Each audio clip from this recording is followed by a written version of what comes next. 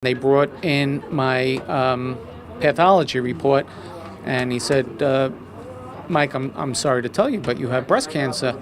I was like, breast cancer?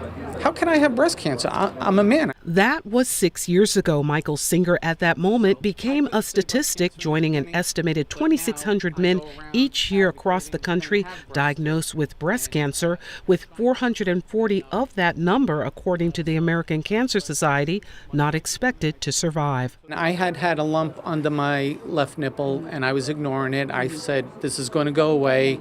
It's just a fatty tumor. And when I went to a physical with my doctor, I had eventually told him that, hey, I got a lump under my nipple. And it raised a red flag with him because he was familiar with my sister Joanne's story, who had just died 2 years earlier from metastatic breast cancer. Quick action is key, shared Singer, who was joined by New York City Councilman Andy King, who spearheaded the borough's first ever Real Men Wear Pink to draw attention to the need for awareness and education on the disease that affects 1% of all those diagnosed. We want to make sure by having this conversation now to bring awareness to cancer, not only just any kind of cancer, but the breast cancer that women have always been suffering with, but they've always wore that title. Today, men are wearing that title, and men need to understand that we are wearing that title, and we need to claim it, we need to own it, so we can deal with it. At his office, he held an education seminar called Men Get Breast Cancer Too, led by Irene Treadwell of Black Nurses Rock, who provided men with information on how to self-test. They're looking for any kind of abnormality, visually, any puckering, dimpling. If the nipple, which is always outward, suddenly turns inward.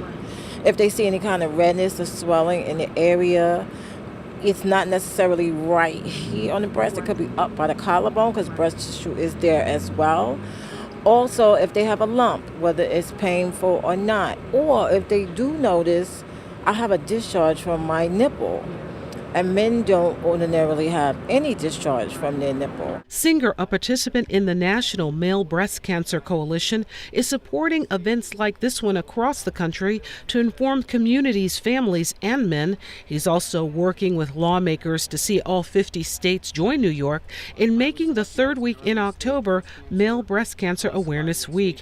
He shared that events like this one can help remove the stigma and, as in his case, save lives. Vans like this one have been stationed throughout the borough and will be for the entire month of October to make sure the public is aware that the medical community is here to help them get tested. For BronxNet, this is Arlene Makoko.